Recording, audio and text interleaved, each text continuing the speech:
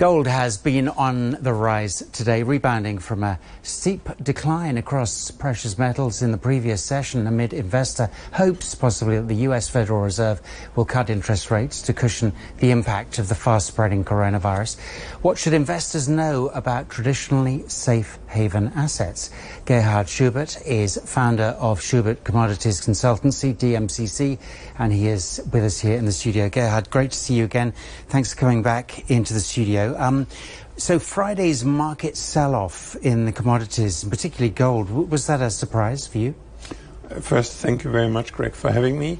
And Friday's market sell-off, I would be lying if I said I expected this. The gold price came under pressure due to the fact that a lot of margin calls with the slump of the equities, global equities markets, and gold was sold to allow customers and clients to fulfill their margin call requirements.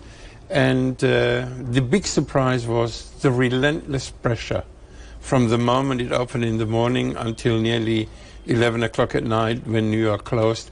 It was relentless pressure, and it resulted obviously in a drop of the gold price which we haven't seen since 2013. Saying that, it was a one-off. Now, what approach do you think should investors be taking at the moment concerning precious metals? First, gold has done exactly what it was supposed to do. In time of crisis, it is a liquidity manager, and it provided liquidity for the long holder of gold to liquidate it. So, but having said that, the upside is by far the most interesting side, and we have seen this before in 2008-9 and also in 2013. After the slump, then also prices start to react also to the upside quite quickly. And I do believe 1750, 1800 within the next 3 months is achievable, providing also some of the drivers are still intact and the global economy, and this could help also the global economy. Now, the last time you were with us, Gerhard, you were talking about palladium and how well you thought it was going to do. And last year, it really did well. It went up 60%. Is it still something investors should be looking at? In my opinion, the market has done what it was supposed to do. I don't think that this is the time to get back into palladium at these prices. First of all, palladium and platinum are really an industrial precious metals, most notably used for the car industry for exhausts. And palladium, the rise is very clearly also has gone against platinum, which is the bigger platinum loading in car exhaust is used in diesel engines, and palladium, a higher loading, is used for petrol engines. And this explains also the mismatch between platinum and palladium.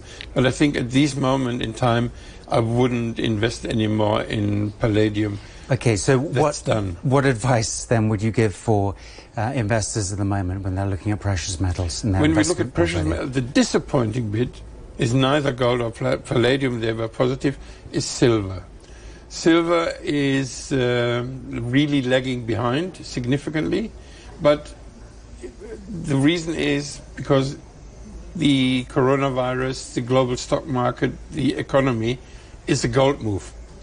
And I would strongly suggest to hold 10, maybe up to 15% of a portfolio in gold, in physical gold. I would prefer significantly physical gold against other gold ETFs, definitely not ETNs because they're backed by nothings. But physical gold, and Dubai is the center of physical gold. All right, we'll leave it there. Gerhard Schubert, appreciate your time. Thanks a lot. Thank you very much, Greg.